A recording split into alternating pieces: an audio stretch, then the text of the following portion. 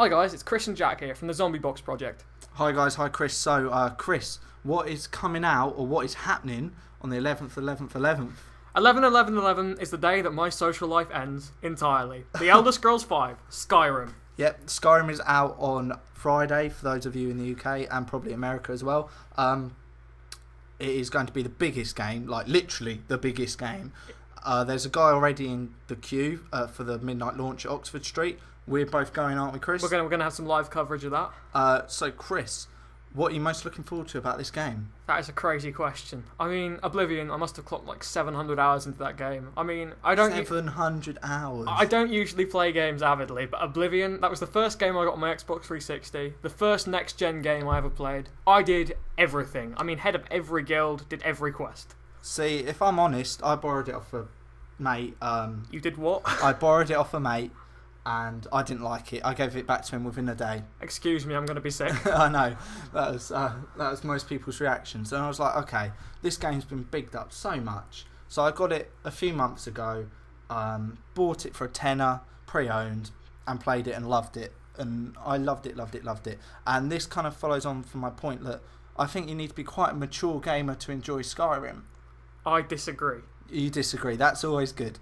I mean, let's face it. Who hasn't played the Elder Scrolls and just gone on a rampage? I mean, there was a time when you could just dress up in Lord clothes and do whatever you wanted. That's what's so great about those games. I know, but when I first played Oblivion, okay, I did the dungeon level, you know, where you got to set up your character, go through the dungeon, and it was a bit boring. And I was like, okay, it's promised to get better. I get out, and then I'm just in this wide, like, field sort of thing. Yeah. With trees and lakes. And it's just so overwhelming. So you were kind of lost? I was lost. And I was like, okay, I'm going in this direction towards the pointer, towards the arrow where it's telling me to go. I'm like, okay, but what do I do now? Is this just it? Am I just travelling in between places? Like, I wasn't mature enough. I wasn't ready enough for the game.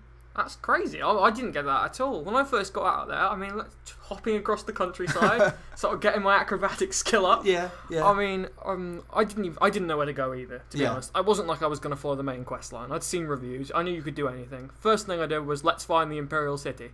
At this point, I did not know about the fast travel feature, so I was running across the countryside for quite a long period. I don't think the interface was as good as it could have been. Do you agree with me on that? I think the interface was a bit miff. It was a bit wordy. It was a bit wordy. But, I mean, for the first next-gen game, and I think it is, let's be honest, there was just so much stuff to do. I'd argue that Gears of War is probably the first one, but okay, we can leave that to another commentary. First next-gen RPG. Okay, let's leave. That's good. Nice definition there. So, yeah. We both think that Oblivion is a very good game. You played a hell of a lot out of it. You were like leader of all the clans. All the guilds, all the quests. All the guilds, all the quests. I never got that far. I got a good like 20 hours, 30 hours in. Nice. Never completed main storyline, but I got the feel for it. That's what I was going for. When I bought it, I was like, I want to get the feel for it. I want to get a grounding of it for Skyrim, because when I played it a few months back, it felt dated. It looked dated. Yeah. Like, even I can imagine when I first played it, it looked amazing, because that was the first time, even on a standard definition, that was the first time you ever see something that huge. Yeah, I know what you mean. But now Skyrim's coming out, and that's not going to look dated at all. That looks fantastic. I mean, if you've seen some of the trailers and stuff, the character models are great. I mean, there's still like one thing I've got. I think the jumping animations are a bit odd still. Yep. And you saw a guy jumping off a cliff, and in Oblivion, everyone was sort of robotic. Yeah. Spun around on their feet. Okay. Kind of traditional. It wasn't, the movement wasn't really up there. Yeah, it wasn't. The animation wasn't. You couldn't play good. It in third person. And no, you couldn't. And Skyrim's now got finishing moves as well, which adds a bit more realistic instead of just hacking and slashing. Looks much cooler. It looks much cooler.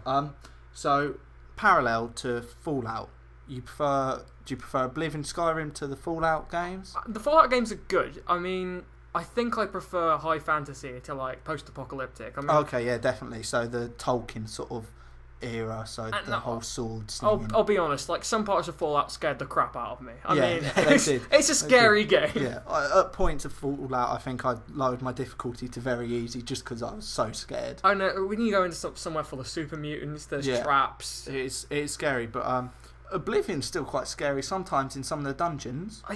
You feel that at first. That's one of the best things about Oblivion, the feeling of progression. I mean, you got to the end of it. You were the archmage. You had amazing like sword skill. You went into a tunnel full of undead. Instead of getting that feeling you got first, oh my god, it's full of undead. You're like, I'm gonna run this and just kill everything. But I felt in Oblivion, I was never going to get to that point where I felt all powerful. It took ages. I mean, I replayed that game so many times just working on my formula. I mean, I was never one of the guys to write it down on like a Word document or something. Okay, yeah. But like, at the same time, those sort of change the classes, make sure I was utmost powerful. I've found Dark Elf's best class. What's your opinion? I like Khajiit. Okay. I like the cat. I like the ability to see in the dark because that removes kind of some of the scariness of the game, like being able to see in the dark. Because when you're traveling at night, you become Batman. When you become Batman, and when you're traveling in the dark, and you're like, okay, this is a bit scary. And I think Skyrim is actually going to be a bit scarier because you've got dragons flying overhead. It's more realistic. It's more the graphics is more realistic. That's what I meant. I mean, you can't shoot magic. I wish I could. Yeah, I know. I think it's going to be more atmospheric. Yeah. More atmospheric. Definitely more atmospheric. I mean, like the particle effects they've got in the caves now, you like the mist and like the random creatures. There'll be a lot more jump factor, I reckon, at some point. Oh, yeah, definitely. That's always good for a game. You always want tension. Yeah. That's definitely good. We were talking about dragons earlier. So the line good, bad, or ugly. What are they? Good, bad, or ugly? Dragons are all of those things. I mean, all of those things. Okay. Dragons as a whole, they have just a great place in our mythology, and I think it's about time we got them properly in an Elder Scrolls game. Yeah, definitely. Talking of ugly though, these dragons do not look ugly at all. They're scary. They are good. I wouldn't want to kiss one. No, they are definitely good-looking dragons. As dragons go, like Spyro was he's purple. He's not really a dragon. They're not proper Western-style dragons. No, but these dragons, they look hardcore, badass. What do we feel about variation? Would you like to see some Eastern dragons in a later game? I would. That leads us on to our question of DLC. That's a good point. Do you think Skyrim needs DLC? We haven't played it yet, but do you think it'd be good? Do you think it'll be a large enough game to play without DLC, or do you think DLC will need keep it fresh? Once I've finished Oblivion for like the 5th time, and that's no exaggeration, I got the Shivering Isles. Okay, the Shivering Isles, I actually prefer that storyline to the whole storyline in Oblivion. Just the style was brilliant. Sheogorath was an excellent addition. If they can pull something up to like that sort of standard, like. And everyone's saying they want a dragon riding DLC. Thoughts? No, I think that'd be very hard to pull off, and especially with the texture load. Yeah, and I think the dragons need to be kept separate. Sort of thing. You don't want to turn them into horses. I think they lose their scariness and their wildness if you make them domestic. Well, do you know you can actually make like a companionship with them? Yeah, I know you can make a companionship with them, but with dragons there's always that edge. But if you start riding one, they're more like characters. They are more like characters, whereas you want them to be wild. That's another thing that I was talking about. Apparently you do not encounter any dragons until after a specific level. I think it's level 10. Yeah. Because otherwise they'd just absolutely own you. So there's no way you can just sort of put on the difficulty. It's very easy. Just run out of a dungeon and start punching dragons to death. Definitely. That's one thing you wanted to do. You were saying to me the other day you want to punch a dragon to death. If the hand-to-hand skill is still up to scratch, I mean, it was a bit boring in Oblivion. If they get it up to scratch, who wouldn't want to Bruce Lee a dragon? Yeah, definitely. That would be so awesome. I just imagine myself kicking a dragon in the face. On to music. Now, Chris, you had a Did You Know, didn't you? I do have a Did You Know. Did you know that the entire Skyrim theme, you know the one you see in the trailers, that's actually written out. That whole theme is actually in dragon language. It rhymes, it makes sense. Look for a translation. The guy who made that theme is brilliant. Is he? Okay, I'll take your word for it, because I haven't heard it. Well, I have heard it, but I haven't listened to it properly. I'm going to sing it for you. Please don't. Please don't.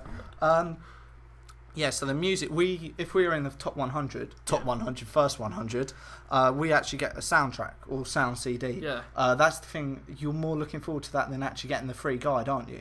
So I want to find the stuff on my own anyway. I wouldn't use a guide in Skyrim. See, I prefer using a guide because I feel that I'm more in control if I have the guide. Like, if I can't do something, it frustrates me, so I'm like, okay, I'll just have a quick look. I won't read the spoilers or anything. Just like, if I'm stuck on a bit, I'll read the bit that I'm stuck on rather than go all the way through. If the guide has some nice art in it and stuff. Oh, no doubt it will. Then I'm up for the guide as well. But like the music, I was going to buy the soundtrack anyway. I think it sounds great. The whole barbarian choir style reminds me of like the original Halo. It's really like individual. Yeah, definitely. Halo's music is fantastic.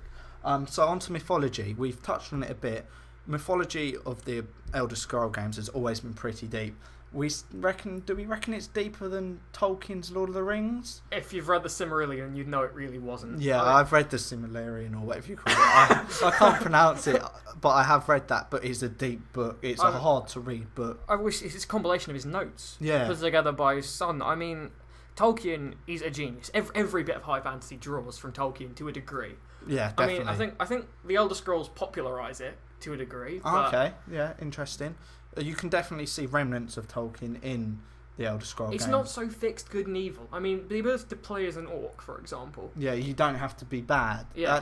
That's Or you very can good. be bad. I mean, you Well, don't have to be a hero. But the point is, you don't have to be bad. It's not black or white, it's grey. No, definitely. And that's part of Skyrim, so characterization being who you want to be. It's pretty much a whole universe, and you can be whoever you want. I think that's part of the appeal. Yeah, well, it's going to be a fantastic game. It is going to be a fantastic game. Should we drop it there? We should Leave wrap it there? We should wrap it up. Wrap it up there, guys. I've been Jack. He's been Chris. This is the Zombie Box Project. Make sure you subscribe, like the video, and comment if you want. New videos will be up every Tuesday, Thursday. Anything you want to add, Chris? Just a little thought. How about as a challenge, leave your favourite Oblivion quest in the comments box. That is a challenge because I couldn't name you one. The one when you're in a painting is brilliant. Okay, I haven't played that one. Okay, see you later, guys.